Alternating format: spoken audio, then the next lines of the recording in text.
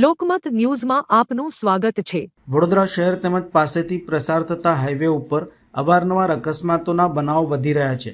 ત્યારે આજે શહેરના દુમાળ ચોકડી બ્રિજ નીચે અકસ્માત સર્જાયો હતો, જેમાં લગ્ન પ્રસંગે જતા દંપતીને ભારે વાહને અડફેટે લેતા પતિનું ઘટના સ્થળે દુઃખદ મૃત્યુ નીપજ્યું હતું।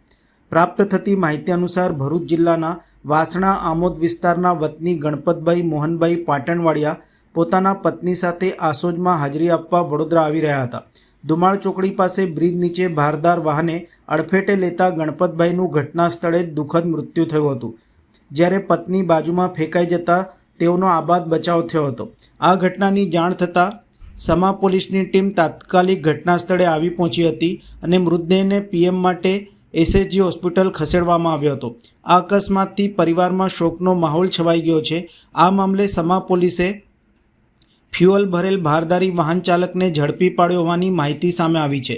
સમગ્ર મામલે પોલીસે ગુનો નોંધીને કાયદેસરની કાર્યવાહી હાથ ધરી છે।